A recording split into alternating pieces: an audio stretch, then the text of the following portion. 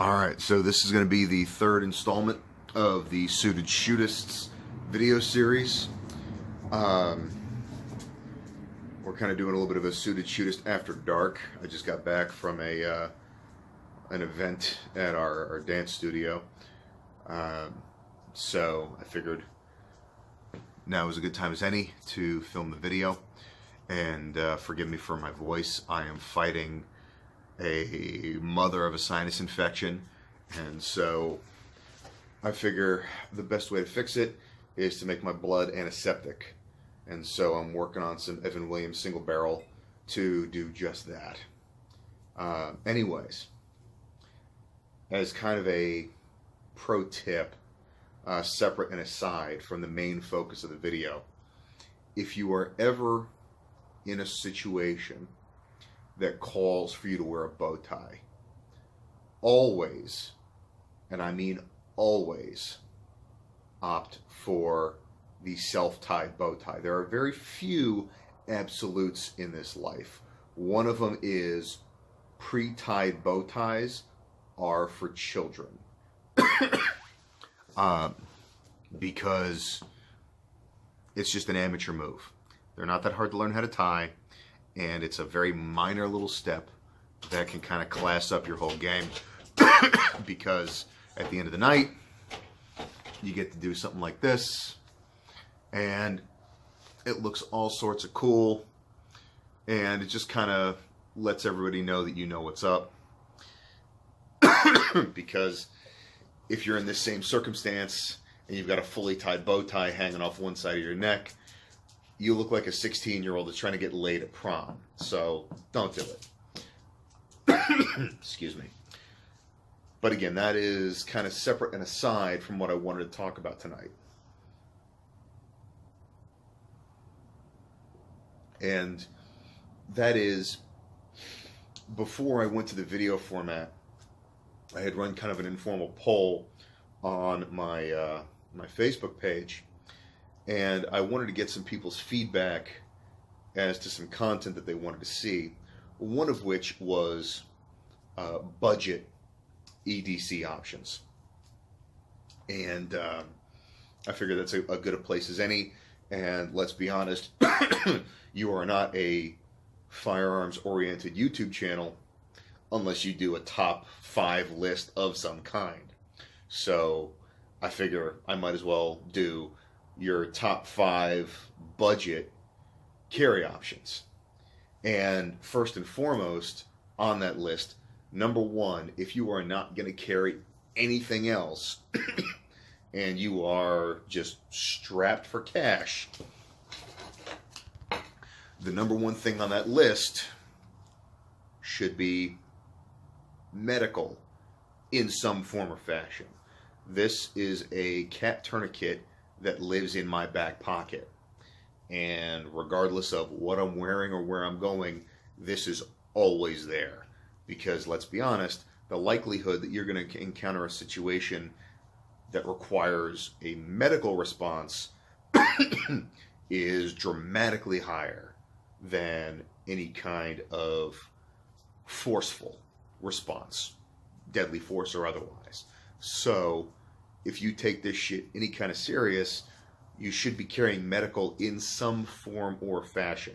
Now, the tourniquet is the most popular option. It's kind of become the new challenge coin of the defensive community, but I suspect, and this is just based on kind of my own opinions, that these are popular because most of the cool guys that are doing shit are wearing body armor. So when they're getting holes punched in them, it's in the arms and the legs. So this is the most pertinent piece of medical gear. For us civilians, you're probably going to want to consider some kind of wound pack as well. I didn't think this out all that well, so I don't have my Filster pocket med kit with me as well, but that is another great option. If you are going to carry some kind of medical gear, Filster does some amazing stuff. I would definitely check them out. So having some kind of tourniquet is a good idea. Having some kind of wound pack, and if you can shake it, a chest seal is not a bad idea either. Number 2 on the list is going to be a flashlight of some form or fashion. Now for me, this is a Phoenix PD35. It's a 1,000 lumen output. It seems to suit my needs pretty damn well. Are there other things out there? Yes. Are there other things out there that perform better? Yes. From a cost-benefit standpoint, you know, this is $80. Everything that does anything better is easily twice the price. So I'm not kicking indoors. For my purposes, this seems to suit me just fine.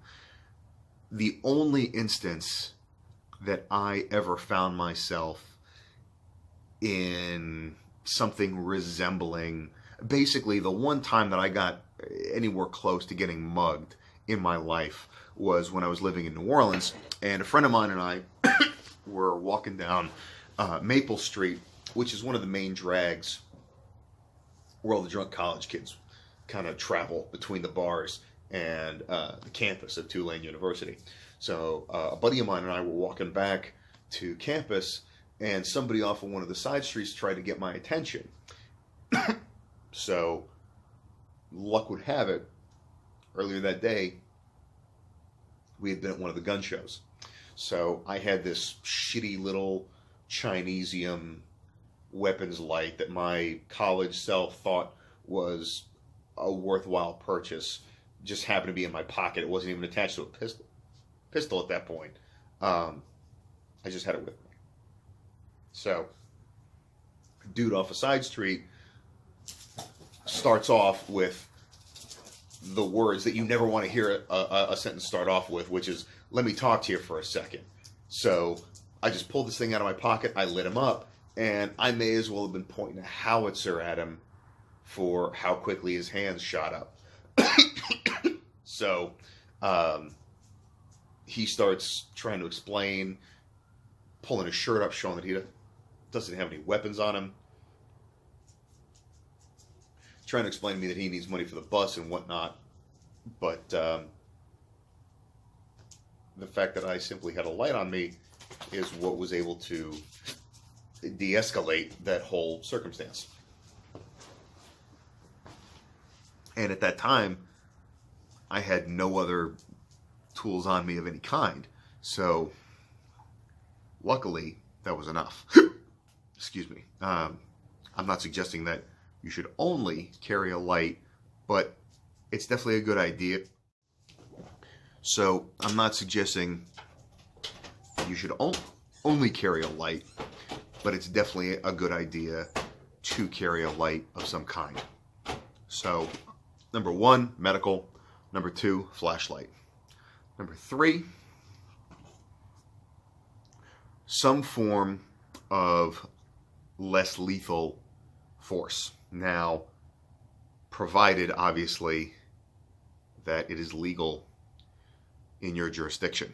But I can tell you that after my time, the time that I took in Craig Douglas's ECQC, the managing unknown contacts section of that highlighted the need for pepper spray, because during the evolutions, when I'm telling these dudes, hey, back off, hey, I'm not interested, hey, fuck off, and they're not getting it, there was this thought going through my mind was, man, I really wish I had some kind of option other than shooting this dude that would get my point across. This is what Chuck Haggart talks about in terms of between something that is between harsh words and a gun. That is what this does. This is a far more effective way to tell somebody to fuck off. My 2 preferred options are either the Palm OC. This is the one that kind of lives with me most of the time. And if there are other wardrobe limitations, the ASP, I think this is the Street Defender, the one that is more than a full palm's length, is a good option as well. The distinction is this aerosolizes a little bit better. This is more of a direct stream, so they're not super expensive. So I would definitely say get them both, play around with them, see which one is best for your purposes. So that's definitely something to consider. So again, number 1, medical. Number 2, flashlight. Number 3, less lethal. Number 4 is going to be some kind of intermediate force. Now, again, this is going to be dependent on where you live. If you're in an ultra restrictive area where things like impact weapons are considered illegal, then your flashlight may also become an impact weapon. You got to improvise. Sometimes you got to make that work. Now, luckily, as of September of last year, in Texas, impact weapons are now legal to carry. So if you are going to carry something like this, you definitely need some training and some experience, because depending on how you use it and where you strike somebody, this could constitute deadly force or not. So I would absolutely recommend, checking out Larry Lindemann. He is kind of the guru of impact weapons, and I know that there are some other folks out there that teach you this stuff as well, but this is definitely a good option also. And I haven't really touched on it up to this point, but since this is a budget carry concept, on the medical side, if you're going to buy a tourniquet, maybe if you're paying full retail sales tax and shipping, $40. So this is absolutely accessible for option number 1. Option number 2 for the light. Streamlight makes some okay stuff out that runs on your standard AA batteries. That's maybe $30. It's okay. The Phoenix is like 60 to 80, depending on whether or not you get it with the lithium battery included or not. The bonus is it's a lot higher output, and these batteries are rechargeable. The OC, stupid inexpensive. I mean, $8 to $10, 12 for the Palm. So there's really no good reason not to have one of these on you, unless it is prohibited by your local law. Same thing for the intermediate force. Excuse me. This is a Boston Leather midget sap, and it's like $25. So again, it's a very good option. And the reason why I'm structuring this way is because if you're going to focus on budget carry, really, you want to make sure that you're spending your money appropriately. And so, at the end of the day, there's a lot of folks out there that say, well, it's not the odds, it's the stakes, in terms of it's not necessarily what you're likely to encounter, but what is at risk.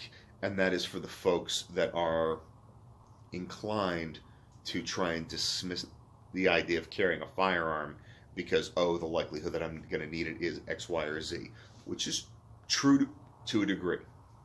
But if we are talking about truly, genuinely limited resources, then your most effective course of action is going to be attacking what you're most likely to encounter first. So if we're dealing with a limited budget, then you might as well try and approach what is most likely first and work up from there. That's why medical is number one. And so that's why I've constructed this the way that it is. So we've gotten this far. Number 5 on the list is going to be a lethal force option of some kind. While I'm not the biggest fan, if you just unequivocally have no other options and you're truly that strapped for cash, then on the deadly force front, you can consider a knife of some kind. I don't really carry a blade all that much anymore, ever since the SAP became legal, because I can kind of modulate that between less lethal and deadly force. But prior to that, my kind of go-to deadly force option that was not a firearm was a small fixed blade knife attached to a Raven concealment pocket shield. I like this because I could slip it in a pair of dress slacks or suit pants, and it really didn't draw any attention, but I could be walking down the street, have my hand on it, and it was ready to deploy. This particular one is a Blade Rigs Micro Guppy, but honestly, there's a whole host of options in the sub $100 range that would kind of work out for you. So, you know, budget carry at the end of the day it's kind of subjective. Everybody's budget is different, but everything that I've talked about is well under the sub $100 threshold, and really, with the exception of the light and maybe the knife, it's on the sub $50 threshold. So if you are really that limited within your resources, then it requires a little bit more restraint. Yeah, you gotta resist going out and buying kind of the new hotness, the cool guy shit that everybody's talking about online. You need to take a step back and really just evaluate whatever your circumstance is and make sure that the gear selection that you're going for is appropriate to your needs. And so that's kind of the idea behind how I've structured this. Now, I'm going to go ahead and put some links below to some of the equipment that I tend to favor. Just kind of give you an idea. It's a starting point. They are Amazon affiliate links, so if you are so inclined, feel free. It's going to help me to potentially do some future gear reviews and things like that. I am hoping that I'm going to be able to kind of dig deeper into some of the kind of concealed carry or covert clothing that's on the market eventually. It's a long time coming. So ultimately, you really got to just figure out what is the best for your particular circumstance. So you're going to have to do a little bit of thought, a little bit of analysis. From a broad scope, number one, medical. It's always a safe bet. Number two, flashlight. It's always going to come in handy. Number three is where we start to get into kind of the anti-personnel stuff. It's going to be your pepper spray. Number four is going to be your intermediate force option, provided that it is legal in your jurisdiction. I'm fond of the SAP because it is modular. This can be, like I said, less lethal or deadly force, depending on how it's applied. So it's a very flexible tool. And then number 5 is going to be your deadly force option. Knife is definitely going to be a more economical option, but of course the pistol is going to be more effective. So it's really just a matter of whatever you find most suitable. So I know this was a slightly different format, and again, I apologize for the coughing and the hiccups. I'm trying to shake this thing as best I can, but I figured this was a good a time as any to kind of get the ball rolling on this. So hopefully you found it insightful, and hopefully it's going to give you some food for thought. So hope everybody has a good day and stay safe. Cheers.